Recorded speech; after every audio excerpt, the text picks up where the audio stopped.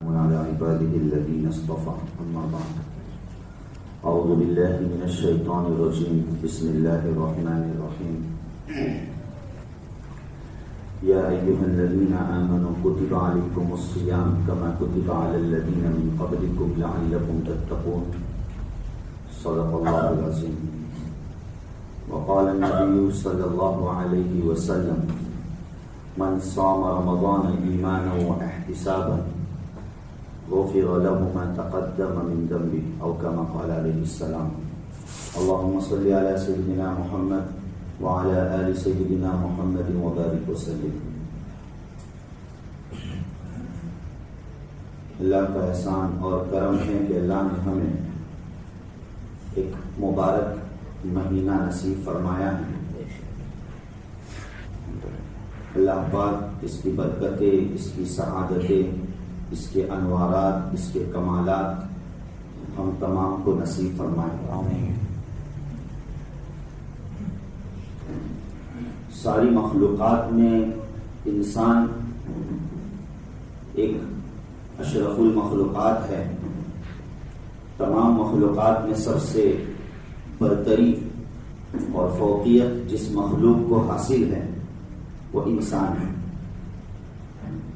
وَلَقَدْ كَرَّمْنَا بَنِي آدم کہ ہم نے انسانیت کو مکرم بنایا ہے. اللہ نے قرآن کریم میں یہ فیصلہ سنایا ہے. کیا بات ہے انسان کے مکرم اور افضل ہونے کی؟ آخر کیا وجہ ہے؟ اگر دیکھا جائے تو جیسے ایک جانور ہوتا ہے تو جانور بھی گوشت و پوست اور ہڈیاں رکھتا ہے، اسی طرح انسان بھی گوشت و پوست اور ہڈیاں رکھتا ہے. جانور بھی کھاتا پیتا ہے، انسان بھی کھاتا پیتا ہے. اور اگر انسان کو عقل ہے تو جانور بھی غیر عقل نہیں ہوتے ہیں. بعض جانور تو انسان سے زیادہ عقل مند ہوتے ہیں. اگر اس کی تحقیق کی جائے، جو جانکار ہیں وہ جانتے ہیں کہ اللہ تعالیٰ نے بعض جانوروں کو ایسا بنایا ہے کہ ان کے اندر ایسی فہم اللہ نے رکھی ہے اور ایسی سمجھ رکھی ہے جو بسا اوقات انسان کو حاصل نہیں ہو پاتی ہے. تو پھر جو چیزیں جانوروں میں ہیں وہ چیزیں انسان میں ہیں. تو پھر آخر بنیادی فرق کیا ہے کہ جس کی بنا پر انسان کو مکرم کہا گیا، انسان کو تمام مخلوقات میں افضل کہا گیا؟ ظاہر ہے کہ جانوروں کے مقابلے میں اللہ نے جو انسان کو بنایا ہے اور اس انسان کے اندر اللہ تعالیٰ نے دو محرکات رکھے ہیں. جیسے اللہ نے قرآن کریم میں ذکر فرمایا فَأَلْهَمَهَا فُجُورَهَا وَتَقْوَاهَا کہ ہم نے اس انسان کے اندر فجور کو بھی رکھا، ہم نے اس انسان کے اندر تقوی کو بھی رکھا. تو اس حیثیت سے فجور اور تقوی کی حیثیت سے جو دو محرکات انسان میں ہیں، اب انسان کا مقام جانوروں کے مقابلے میں اونچا ہو جاتا ہے اور بہت اونچا ہے. اس لیے کہ جانور کے اندر فقط جانور بنا ہوتا ہے، بہیمیت ہوتی ہے، نفسانیت ہوتی ہے، اور اللہ نے انسان کے اندر نفسانیت کا بھی تقاضا رکھا ہے اور اللہ نے انسان کے اندر روحانیت کا بھی تقاضا رکھا ہے. دو تقاضے دے کر اور دو محرکات دے کر اللہ نے انسان کو دنیا میں بھیجا ہے، نفسانیت اور اسی طریقے سے روحانیت. اب یہ نفس اور روح کی کشمکش یہ ہمیشہ چلتے رہتی ہے. نفس اور روح کا مقابلہ یہ ہمیشہ ہوتے رہتا ہے. وہ الگ بات ہے کہ ہم نے نفس کو اپنا دشمن سمجھا ہی نہیں. ہم نفس کیا چیز ہے وہ جانتے ہی نہیں. اگر کوئی نافرمانی ہوتی ہے اور کوئی گناہ ہوتا ہے تو ہم شیطان کو قصوروار ٹھہراتے ہیں کہ شیطان جو نافرمانی کی ترغیب دیتا ہے، رغبت دلاتا ہے. اور شیطان کے دشمن پنے کو اللہ نے قرآن کریم میں ذکر فرمایا ان الشیطان للانسان عدو مبین کہ شیطان انسان کا کھلا دشمن ہے. تو ہم یہ سمجھتے ہیں کہ گناہ کی طرف رغبت دلانے والا شیطان ہی فقط ہوتا ہے، مگر حقیقت یہ ہے کہ شیطان سے بڑھ کر جو مکار ہوتا ہے اور جو دشمن پنے میں سب سے آگے شیطان سے ہوتا ہے، وہ ہوتا ہے انسان کا خود اپنا نفس. وہ ہوتا ہے خود انسان کا اپنا نفس. شیطان بھی نظر نہیں آتا اور انسان کو اپنا نفس بھی نظر نہیں آتا ہے، مگر یہ نفس انسان کو ہمیشہ نافرمانی کی ترغیب دیتا ہے اور نافرمانی کی طرف ابھارتا ہے. یہی وجہ ہے کہ اللہ نے اس نفس کی حقیقت کو اس انداز سے بیان فرمایا کہ ان النفس لامارۃ بالسوء، کہ نفس تو ہمیشہ برائی کا ہی حکم دیتا ہے. نفس امارہ، یہ نفس ہمیشہ برائی کا ہی حکم دیا کرتا ہے. تو جب انسان، جو اللہ نے دو طاقتیں انسان کو دے کر دنیا میں اللہ نے بھیجا ہے، ایک تو نفس کی طاقت اور ایک تو روح کی طاقت. جب انسان روح پر محنت کرنا چھوڑ دیتا ہے تو اب نفس کی طاقت غلبہ پا لیتی ہے. نفس کی طاقت کیا ہے بھائی؟ غلبہ پا لیتی ہے. نفس اتنا غالب ہو جاتا ہے روح پر، روحانیت پر اتنا غالب ہو جاتا ہے نفس کہ اب ایسی صورت میں انسان صرف برائی ہی برائی کرتا ہے. پھر ایک وقت ایسا آتا ہے کہ وہ برائی کو برائی بھی نہیں سمجھتا، اور پھر یہ نفس اتنا غالب آ جاتا ہے کہ اللہ پاک نے اس کی مثال قرآن کریم میں دی ہے کہ ثم قست قلوبکم، کہ ان کا نفس ان کی روحانیت پر اتنا غالب آ گیا کہ ان کے دل گویا کہ تنگ ہو چکے، اور اللہ نے اس تنگ دلی کو تنگ دلی کی اللہ تعالیٰ نے پتھر سے مثال دی. فَهِيَ كَالْحِجَارَةِ، جیسے کہ وہ پتھر کی طرح ہے. اور اشد قسوہ، یا تنگی میں اور سختی میں پتھر سے بھی زیادہ آگے ہے. وَإِنَّ مِنَ الْحِجَارَةِ لَمَا يَتَفَجَّرُ مِنَ الْأَنْهَارِ، کہ پتھر کی تو بسا اوقات کیفیت یہ ہوتی ہے کہ وہ بھی پھٹ پڑتا ہے، اس میں سے بھی اللہ کی قدرت سے پانی نکلتا ہے، نہریں اور چشمے پھوٹتے ہیں. مگر انسان کا دل اتنا سخت ہو جاتا ہے، انسان کا نفس امارہ اتنا سخت ہو جاتا ہے کہ اب گناہ ہی گناہ میں انتہائی وہ گویا کہ آگے بڑھ جاتا ہے. تو انسان جب روحانیت پر محنت کرنا چھوڑ دیتا ہے تو یہ نفس غلبہ پاتا ہے. اور جب انسان روحانیت کی فکر کرتا ہے، جب انسان روحانیت کی فکر کرتا ہے تو پھر اب نفس کمزور ہوتا چلا جاتا ہے. روحانیت کی محنت ہوتی ہے، روحانیت کی فکریں ہوتی ہے، تو یہی نفس جو نفس امارہ بنا تھا، اللہ تعالیٰ اسی نفس امارہ کو کبھی تو انسان کی محنت کے نتیجے میں نفس لوامہ بنا دیتے ہیں، اور کبھی تو انسان کی محنت کے نتیجے میں اللہ اسی نفس کو نفس مطمئنہ بنا دیتے ہیں. جی ہاں، محنت روحانیت پر ضروری ہے، روح کی غذا ضروری ہے. جیسے جسم کی غذا ہوتی ہے کہ بغیر غذا کے جسم کھڑا نہیں رہ سکتا، اسی طریقے سے بغیر غذا کے روح کھڑی نہیں رہ سکتی، بغیر غذا کے روح قائم نہیں رہ سکتی. تو روح کو اگر زندہ رکھنا ہے تو روح کی غذا دینی ضروری، روح کو غذا دینا ضروری ہے. اور روح کی غذا کیا ہے؟ روح کی غذا یہی اللہ کی عبادت، اللہ کا ذکر، اللہ کا تقوی، اللہ کی یاد، ان ساری چیزوں سے در حقیقت روح کو غذا ملتی ہے. اس لیے اللہ تعالیٰ نے ذکر فرمایا الا بذکر اللہ تطمئن القلوب، کہ اللہ کے ذکر سے دلوں کو اطمینان ملتا ہے، روح کو غذا ملتی ہے اللہ کے ذکر سے. جی ہاں، اللہ کا شکر اور احسان ہے کہ اللہ نے جو عبادتیں ہمیں عطا فرمائی ہیں وہ کیف و متفق نہیں ہے، یعنی یوں ہی عطا نہیں کی گئی ہے. ہر عبادت کے پیچھے اس کا ایک اپنا مقصد ہوتا ہے، ہر عبادت کے پیچھے اس کی ایک اپنی تاثیر ہوتی ہے. کوئی عبادت اپنی تاثیر اور اپنے مقصد سے خالی نہیں ہوتی. اللہ نے نماز دی ہے، نماز کی تاثیر اور نماز کا مقصد اللہ نے ذکر فرمایا کہ ان الصلاۃ تنہی عن الفحشاء والمنکر، کہ نماز بے حیائی اور بری باتوں سے روکتی ہے. یہ نماز کی تاثیر ہے، یہ نماز کا مقصد ہے. اور بھی دیگر نماز کے مقصد کو اللہ نے قرآن میں ذکر فرمایا، اور بھی مقاصد ہے، مگر بنیادی مقصد کہ اللہ کی نافرمانی سے اور بے حیائی اور منکرات سے بندہ نمازی رک جاتا ہے۔ اسی طریقے سے حج اور زکات جو ایک مالی عبادت ہے، حج اور زکات جو ایک مالی عبادت ہے، زکات کے تعلق سے فرمایا گیا کہ یہ زکات در حقیقت مال کی صفائی کا ذریعہ ہے، مال کی تطہیر کا ذریعہ ہے۔ اگر تم چاہتے ہو کہ تمہارے مال میں نمو، بڑھوتری، برکت ہو اور مال کی حفاظت ہو تو تم زکات نکالا کرو۔ اسی طریقے سے حج جو اگرچہ مالی اور بدنی دونوں عبادتوں کا سنگم ہے، اس کی تاثیر یہ ہے کہ اس حج کے ذریعے سے بندے کو اللہ کا بے انتہا قرب نصیب ہوتا ہے۔ ان مراکز میں اور ان جگہوں پر بندہ حاضر ہوتا ہے جن جگہ پر براہ راست اللہ کے انوارات اور اللہ کی رحمتیں اور برکتیں نازل ہوتی ہے۔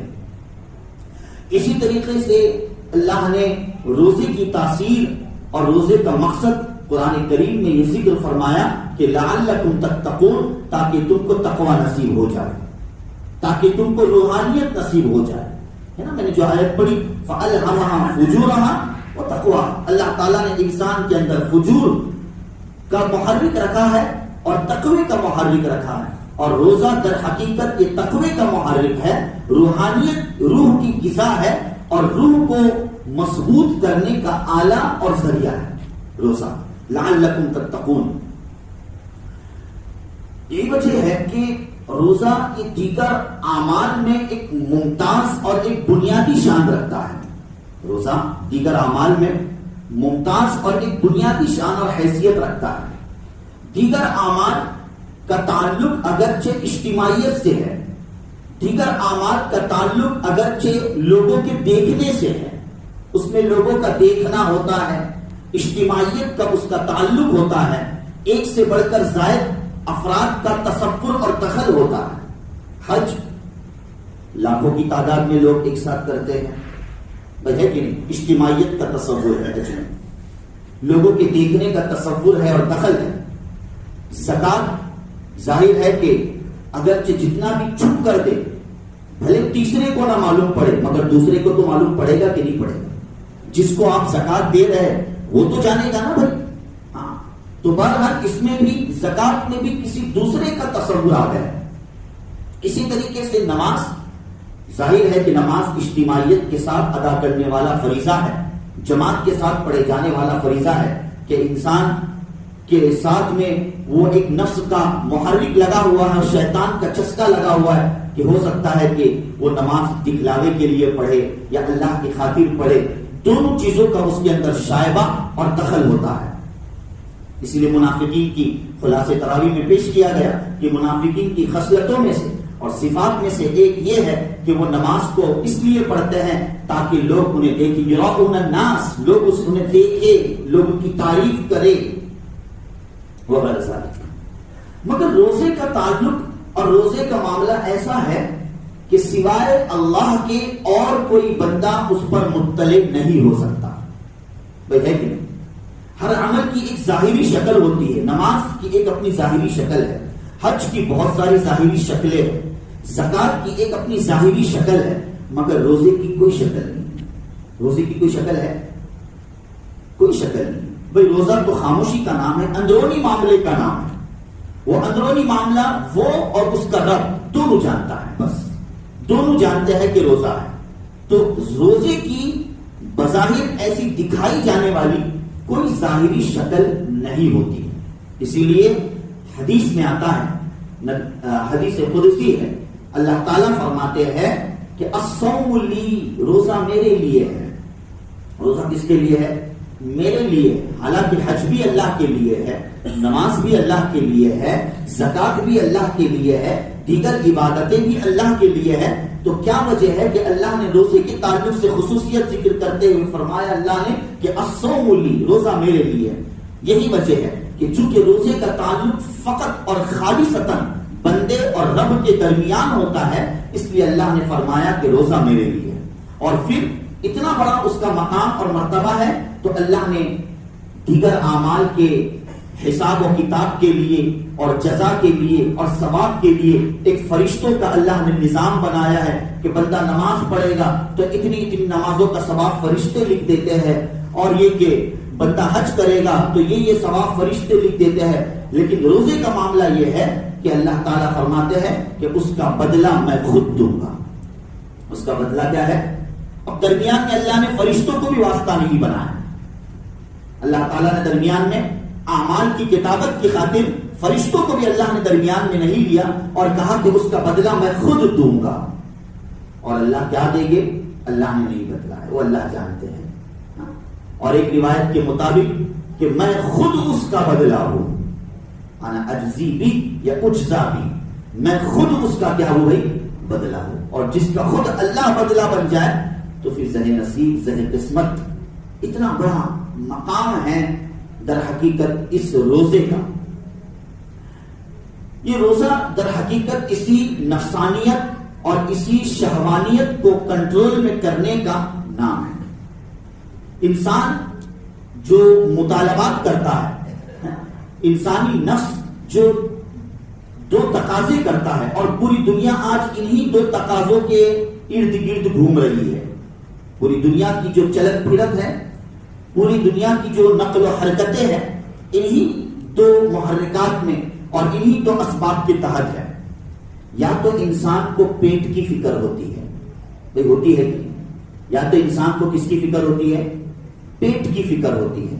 اسی پیٹ کی فکر کی خاطر انسان صبح سے شام تک تگ و دوڑ کرتا ہے، یا تو حلال روزی اختیار کرنے کی فکر کرتا ہے یا تو حرام طریقہ اختیار کرنے کی فکر کرتا ہے پیٹ کی خاطر۔ میرا پیٹ، میرے بچوں کا پیٹ، میرے آل اولاد کا پیٹ، میری نسلوں کا پیٹ، کہ کیسے وہ بھرے، کیسے وہ محفوظ رہے۔ اب یا تو حلال طریقہ اختیار کرتا ہے یا یہ کہ اس کی آنکھوں پر اگر پٹی بندھی ہو اور آنکھوں پر پیشاب یعنی اللہ تعالیٰ کی طرف سے پردہ ڈال دیا گیا ہو تو وہ حرام کے طریقے اختیار کرتا ہے۔ اور دوسری بھاگ و دوڑ ایک تو پیٹ کی خاطر ہوتی ہے، اور دوسری جو کچھ فکریں ہوتی ہے وہ نفسانی خواہشات اور شہوانیت کے تعلق سے ہوتی ہے۔ بھائی ہوتی ہے شہوانیت کے تعلق سے ہوتی ہے کہ بھائی اللہ تعالیٰ نے انسان کے اندر وہ شہوانیت کا جذبہ، شہوانیت کا مادہ، نفسانیت کا مادہ و جذبہ اللہ نے انسان کے اندر رکھا ہے، تو اب وہ انسان کو ابھارتا ہے کہ کس طریقے سے اس شہوانیت کی تکمیل ہو، کس طریقے سے اس نفسانیت کی تکمیل ہو۔ اب اس کے لیے یا تو وہ حلال طریقہ اختیار کرتا ہے، شادی کرتا ہے، نکاح کرتا ہے، اور نکاح اور شادی کے ذریعے سے اپنی شہوانیت اور اپنی نفسانیت کی تکمیل کرتا ہے۔ اور یا تو اللہ نہ کرے وہ حرام طریقہ اختیار کرتا ہے اور شادی کی بجائے زنا اور بدکاری اور فحاشی کے ذریعے سے اپنی شہوانیت کی تکمیل کی فکر کرتا ہے۔ تو گویا پوری انسانیت کا محور یہی دو چیزیں ہیں، انسانیت کی بھاگ و دوڑ اور تگ و دوڑ کا محور یہی دو چیزیں ہیں، ایک تو پیٹ ہے اور ایک تو ہے نفسانیت اور خواہشات کی تکمیل۔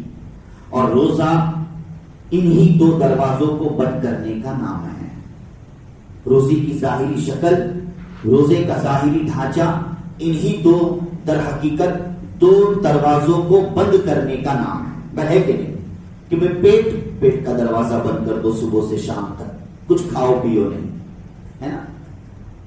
شہوانیت کہ بھائی صبح سے شام تک روزہ چھوڑنے تک بیوی کے قریب بھی نہ جاؤ، بیوی کے قریب بھی نہ جاؤ۔ اور بنیادی طور پر انہی دو چیزوں سے روزہ ٹوٹتا ہے۔ بھائی انہی دو چیزوں پر کنٹرول رکھنے کا نام، روزے کی ظاہری شکل کی میں بات کر رہا ہوں، کنٹرول رکھنے کا نام روزہ ہے کہ آدمی صبح سے شام تک کھائے پیے نہیں، بیوی سے قریب نہ جائے تو اس کا یہ روزہ ہو گیا، اور اگر اس کے مخالف کرے تو اس کا وہ روزہ کیا ہو گیا؟ ٹوٹ گیا۔ تو یہ روزہ ایک پریکٹس اور ایک تربیتی، اللہ تعالیٰ کی طرف سے ایک تربیتی عمل ہے کہ کس طریقے سے ان دو دروازوں کو مکمل طور پر بند کر دیا جائے۔ مکمل طور پر بند کرنے کا مطلب یعنی حلال دروازہ بھی بند کر دیا جائے اور حرام دروازہ بھی بند کر دیا جائے۔ اسی لیے روزے میں حرام تو دور کی بات ہے، حلال کو بھی اللہ نے روک دیا۔ روک دیا کہ نہیں روک دیا؟ حرام تو دور کی بات ہے، اللہ نے حرام تو دور کی بات، اللہ نے حلال کو بھی روک دیا۔ یہ ایک پریکٹس، یہ ایک تربیت ہے، تاکہ اسی تربیت کے ضمن میں بندہ اتنا ماہر اور مشاق بن جائے کہ عام دنوں میں اگرچہ حلال کا دروازہ اس کے لیے کھلا رہے مگر حرام کا دروازہ ہمیشہ ہمیشہ کے لیے بند ہو جائے. حرام کا دروازہ ہمیشہ ہمیشہ کے لیے کیا ہو جائے؟ اسی طریقے سے بعض علماء نے ایک تیسری چیز کو داخل کیا ہے جس سے اگرچہ روزہ ٹوٹتا نہیں مگر یہ بھی ایک سبب ہے اور نفسانیت کا ایک تقاضا ہوتا ہے اور وہ ہوتا ہے آرام. وہ کیا ہوتا ہے؟ کہ بھئی انسان کی طبیعت اس بات کی طرف مائل ہوتی ہے کہ سستی اور کاہلی وہ جتنا چاہتا ہے وہ زیادہ سے زیادہ چاہتا ہے کہ وہ آرام کرے. بھئی ہوتا ہے کہ نہیں؟ انسان کی طبیعت اس بات کا تقاضا کرتی ہے مگر روزہ اس آرام کو بھی کنٹرول اور حد اعتدال میں رکھتا ہے. آرام کو بھی کنٹرول اور حد اعتدال میں رکھتا ہے. کیسے؟ ظاہر ہے کہ صبح سے شام تک اللہ کے نام کی خاطر اور اللہ کی رضا کی خاطر روزہ رکھا. اب عقلی تقاضا تو یہ تھا کہ بھائی روزہ چھوڑتے ہی سو جائے, روزہ چھوڑتے ہی کیا کرے؟ آرام کرے. یہ عقلی تقاضا تھا کہ دن بھر کے تھکے ماندے رہے, آرام کرے, سو جائے, ساری چیزیں اب معاف. کہا نہیں, اب اٹھو اور عام دنوں کے مقابلے میں خلاف عادت 2 رکعت نہیں, 4 رکعت نہیں, 20 رکعتیں تراویح کی پڑھو. کتنی رکعتیں پڑھو؟ 20 رکعتیں تراویح کی پڑھو. یا اللہ یہ کیا, صبح سے شام تک بھوکا تھا, تھک گیا ہوں, نیند کا غلبہ ہے, آرام کا غلبہ وہ تقاضا ہے. نہیں, روزہ اسی آرام کو کنٹرول اور حد اعتدال میں رکھنے کا نام ہے. اب 20 رکعت نماز پڑھو. اچھا 20 رکعت نماز پڑھ لی. اب یہ کہ اللہ رات بھر آرام سے سو جاؤ, صبح 8-9 بجے یا فجر کے بعد اٹھ کر آرام سے روزہ رکھ لو. کہا نہیں, خلاف عادت جس وقت اٹھنے کی اور جس وقت اٹھ کر کھانے کی عادت نہیں ہوتی انسانوں کی, وہ ہوتی ہے کہ 4 بجے, 4:30 بجے یا زیادہ سے زیادہ 5 بجے یہ جو وقت ہوتا ہے سحری کا, جو انسان کے خلاف عادت کا وقت ہے. عقل تقاضا کرتی ہے کہ اس وقت سویا جائے اور سب سے میٹھی نیند تو اسی وقت آتی ہے. سب سے میٹھی نیند تو کیا ہے بھائی؟ اسی وقت آتی ہے. اب اللہ کا حکم ہے اور نبی علیہ الصلوۃ والتسلیم کا حکم ہے تسحروا, سحری کرو. اب اٹھ جاؤ, آرام کو چھوڑ دو, بستر سے الگ ہو جاؤ اور اللہ کے نام پر کچھ لقمے اور کچھ دانے اور کچھ پانی کے گھونٹ پی لو. یہ اللہ کا حکم ہے. یہ کیا ہے؟ اللہ کا حکم. افسوس یہ ہے, معاف کیجئے گا, ہم نے اسلامی جو عبادات ہے, اسلامی جو احکامات ہے, اس کے تشخص کو اور اس کی حقیقت کو ہم نے گوا دیا اور ہم نے اس کو رسم و رواج, اللہ معاف کرے, عادت و اطوار اور رسم و رواج کے سپرد کر دیا. عادت و اطوار اور رسم و رواج کی کیا کر دیا؟ سپرد کر دیا. ایک بڑی جماعت اور اکثریت الحمدللہ روزہ رکھتی ہے, اکثریت الحمدللہ روزہ رکھتی ہے. بچے سے بچہ بھی, بڑے سے بڑا بھی, مرد بھی, عورتیں بھی, اکثریت روزہ رکھتی ہے. ایسے موقع پر بعض اللہ حفاظت فرمائے, اللہ ہدایت دے کہ وہ روزہ نہیں بھی رکھتے. انہیں چاہیے کہ وہ اس عظیم فریضے سے خالی نہ رہے بلکہ اللہ کے اس فریضے کی تکمیل کرے. لیکن اکثریت حال یہ ہوتا ہے کہ روزہ رکھتے ہیں مگر ہم اس روزے کی حقیقت, اس کے مقصد, اس کے تشخص کو نہیں سمجھ پاتے. ہم یہ سمجھتے ہیں کہ روزہ یہ مسلمانوں کا ایک مہینے کا کوئی نعوذ باللہ من ذالک کوئی تہوار ہے, کوئی موسم ہے جو ایک مہینہ مسلمانوں کے درمیان آ جاتا ہے جس میں کھانے پینے سے رک جانے کا نام روزہ. کھانے پینے سے فقط رک جانے کا کیا ہے؟ نام روزہ ہے. اب ایسی صورت میں نہ کھاتے ہیں, نہ پیتے ہیں, نہ عورتوں سے قریب جاتا, سمجھتے ہیں کہ بھائی روزہ پورا ہو گیا. صرف یہ روزے کا ظاہر ہے, صرف یہ روزے کا ڈھانچہ ہے مگر روزے کی جو حقیقت ہے اس سے ہم ناشنا ہے, اس سے ہم ناشنا ہے. یہ روزے کا مقصد ہے. اسی لیے اللہ کے رسول صلی اللہ علیہ وسلم نے اس کی فضیلت کو بتلانے میں 2 چیزوں کا تذکرہ فرمایا اور گویا 2 چیزوں کو بطور شرط کے اللہ کے رسول صلی اللہ علیہ وسلم نے ذکر فرمایا جو بخاری شریف کی روایت ہے. من صام رمضان, جو رمضان کے روزے رکھے, تو یہی نہیں فرمایا فقط کہ جو رمضان کے روزے رکھے اللہ تعالیٰ اس کے گناہوں کو معاف کر دے گی. نہیں, درمیان میں اللہ تعالیٰ نے 2 چیزوں کا تذکرہ فرمایا. من صام رمضان ایمانا, ایمان کی شرط کے ساتھ اگر کوئی رمضان کے روزے رکھتا ہے, ایمان کے ساتھ, یقین کے ساتھ, جس کے ساتھ ایمان اور یقین کے ساتھ جو روزے رکھتا ہے, وہ احتسابا اور ثواب کی امید رکھتے ہوئے، روزے کی حقانیت کو جانتے ہوئے، سمجھتے ہوئے، اس کے مقصد کو سمجھتے ہوئے جو روزہ رکھتا ہے غفر له ما تقدم من ذنبه، اللہ تعالیٰ اس کے گناہوں کو معاف کر دیتا ہے۔ وگرنہ اگر صرف ظاہر ڈھانچہ رہا تو اس روزے کو شریعت نے اور بانی شریعت اللہ کے رسول صلی اللہ علیہ وسلم نے ظاہر ہے کہ اس روزے کو سوائے بھوکے اور پیاسے رہنے کے روزہ نہیں کہا ہے۔ اس لیے اللہ کے رسول صلی اللہ علیہ وسلم نے فرمایا کہ بعض لوگ، اکثر لوگ وہ ہوتے ہیں جو روزہ تو رکھتے ہیں مگر وہ روزہ سوائے بھوکے اور پیاسے رہنے کے ان کا کوئی کام نہیں کرتا، یعنی ان کو کوئی کام نہیں دیتا۔ اللہ تعالیٰ اس زمرے سے ہم تمام کی حفاظت فرمائے۔ ورنہ معاف کیجئے گا، اکثر حال ہم لوگوں کا اسی حدیث کے ضمن میں ہے کہ بھائی روزہ تو رکھ لیا مگر سوائے بھوکے اور پیاسے رہنے کے ہمیں کچھ حاصل نہیں، لا حاصل۔ تو ایسا نہیں ہونا چاہیے، بلکہ اس کی حقیقت کو، مقصد کو جاننا چاہیے۔ صبح سحری پہ جو ہم نیت کرتے ہیں، نویت ان اصوم غدا للہ تعالی فرض رمضان، بچوں کو وہ نیت رٹواتے ہیں، یاد کرواتے ہیں، یہ تو وہ نیت ہے بہرحال، لیکن اصل نیت کیا ہے؟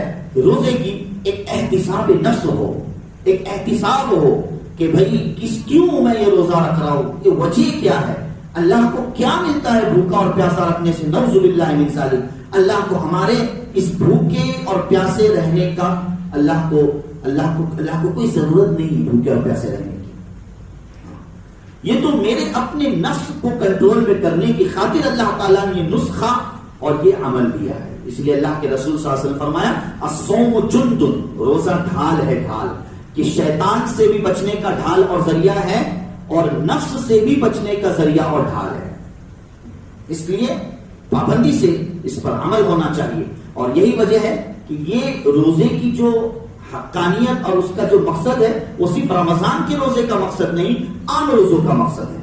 اللہ تعالیٰ نے عام روزوں کے تعلق سے ذکر فرمایا کہ عام روزے بھی جو نفلی روزے ہیں، سال بھر کے جو روزے ہیں، وہ رکھنے پر بھی اللہ تعالیٰ وہی تقوی کی صفت اور تقوی کا خاصہ اللہ پاک عطا فرما رہی ہے۔ اس لیے یہ پریکٹس اور یہ عادت ہمیں سال بھر ہونی چاہیے کہ سال بھر ہم نوافل کے پابند بنے، نفلی روزوں کے پابند بنے، تاکہ اس کے ذریعے سے حصول تقوی ہم تمام کو نصیب ہو جائے۔ اور خدا را اس مہینے میں اللہ تعالیٰ سے ہم خوب معافی مانگے، رو رو کر گڑ گڑا کر اللہ تعالیٰ سے معافی مانگے، اور اللہ سے یہ دعا کرے کہ اللہ یہ روزہ ہماری زندگی میں انقلاب، یہ رمضان ہماری زندگی میں انقلاب لانے والا بن جائے، انقلاب، تبدیلی لانے والا بن جائے۔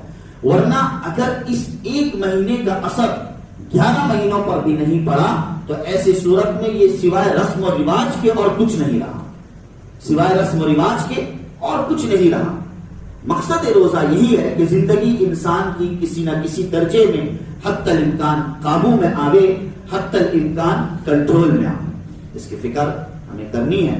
بہرحال اللہ پاک ہم تمام کو سمجھ کی توفیق نصیب فرمائے، اس روزے کی حقانیت اور اس کے مقصد پر اللہ تعالیٰ ہم تمام کو اتارے اور وہ ہم تمام کو نصیب فرمائے، ایسے ہم اللہ تعالیٰ سے دعا کرتے ہیں۔ اور اسی طریقے سے جیسے گزشتہ بھی اس سلسلے میں ایک بیان اور ایک بات جمعہ میں کی گئی تھی، اور خصوصاً رمضان کا موقع ہے، تو اس رمضان کے موقع پر ہم زیادہ سے زیادہ اللہ کے راستے میں اپنے مال کو لٹانے والے اور اپنے مال کو دینے والے بنے۔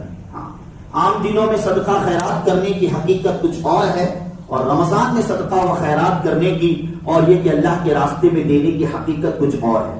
چونکہ رمضان کا تعلق ہمارا خصوصیت کے ساتھ مسجدوں سے زیادہ ہوتا ہے نا، کہ نماز پنجگانہ ادا کی جاتی ہے، اور اسی طریقے سے تراویح کی نماز ادا کی جاتی ہے، اسی طریقے سے مستقل اعتکاف کیا جاتا ہے۔ تو رمضان کا ایک حد تک مسجد سے اور اللہ کے گھر سے ایک خصوصی تعلق ہوتا ہے اور خصوصی ربط ہوتا ہے، تو اس کا خاص خیال رکھتے ہوئے جہاں ہم رمضان میں دیگر فقراء اور مساکین کا خیال رکھتے ہیں، اپنے رشتہ داروں عزیز و اقارب کا ہم خیال رکھتے ہیں، تو اسی طریقے سے اللہ کے گھر کا بھی خیال رکھیں، اللہ کے گھر کا اور مسجدوں کا بھی کیا رکھے، خیال رکھے کہ جیسے جو فضیلت ہے مسجدوں میں پیسے لگوانے کی، اس فضیلت کو ہم رمضان میں حاصل کرنے والے بنے۔ اس معنی کر خصوصیت کے ساتھ ہم مسجدوں میں عطیات اور اللہ کے راستے میں پیسوں کو دینے والے بنے.